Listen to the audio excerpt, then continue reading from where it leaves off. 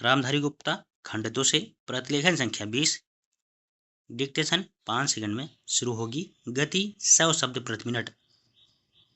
Ready, start. आदरणीय साथियों, कई सरपंच निर्विरोध चुने गए। अनेक चुनाव के बाद जीतकर सरपंच बने। ग्राम पंचायतों के सरपंच ही पंचायत समितियों के सदस्य बने एवं उनमें से प्रधान व उप प्रधान अप्रत्यक्ष रूप से निर्वाचित होते रहे। सब पंचायत समितियों के प्रधान सांसद व विधानसभा सदस्य जिला परिषद के सदस्य बनते रहे। उन्हीं में से जिला परिषदों के प्रमुख व उप प्रमुख चुने जाते रहे हैं। न केवल राजस्थान राज्य में ही अपितु देश के अधिकांश राज्यों में पंचायती राज व्यवस्था की स्थापना के आरंभ के वर्षों में इन संस्थाओं ने ग्रामीण विकास की दिशा में अच्छे परिणाम दिए। लेकिन कुछ वर्षों बाद किन्हीं कारणों की वजह से पंचायती राज संस्थाएं अपने सौंपे गए उत्तरदायित्व को सही ढंग से निष्पादित करने में असमर्थ दिखाई देने लगी, अर्थात ये संस्थाएं अपेक्षित परिणाम देने में असफल रहीं। इसका सबसे बड़ा कारण इन संस्थाओं के पास वित्तीय साधनों की कमी रही। साथ ही अधिकांश राज्य सरकारों ने पंचायती राज संस्थाओं के चुनावों में भी अधिक रुचि नहीं ली। पंचायती राज संस्थाओं को अधिक गतिशील बनाने हेतु अशोक मेहता कमेटी ने सिफारिश की कि विकास कार्यक्रमों एवं योजनाओं को क्रियान्वित करने की जिम्मेदारी जिला परिषदों की हो।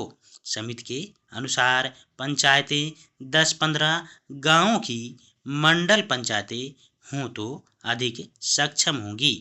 ये मंडल पंचायतें ग्रामीण विकास योजनाओं को क्रियान्वित करेंगी।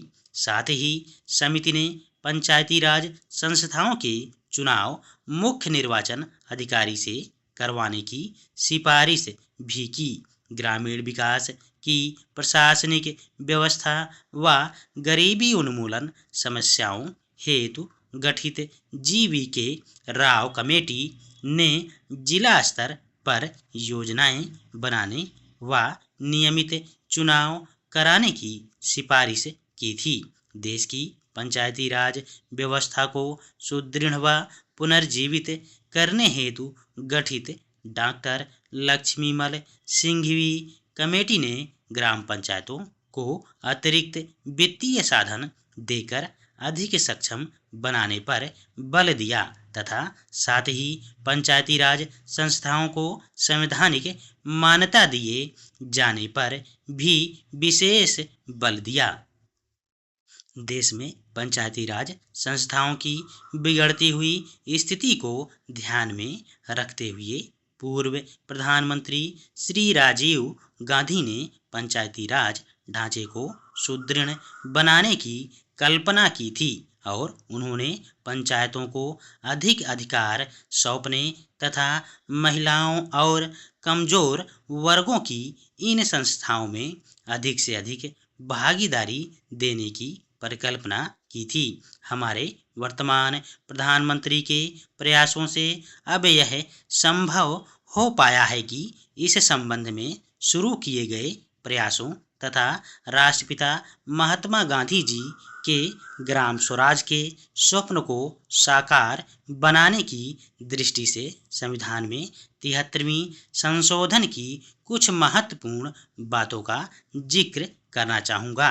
पंचायती राज संस्थाओं को प्रथम बार संवैधानिक दर्जा दिया गया। सभी राज्यों में पंचायती राज की त्रिस्तरीय पद्धति लागू की गई, लेकिन जिन राज्यों की जनसंख्या 20 लाख से कम है वहां बीच के स्तर की इकाई गठित करने की मर्जी राज्य सरकारों पर छोड़ी गई है। ग्राम सभा को वैधानिक दर्जा दिया गया। हर 5 वर्षों में अनिवार्य रूप से चुनाव होंगे। चुनावों की व्यवस्था एक स्वतंत्र चुनाव आयोग करवाएगा। धन्यवाद।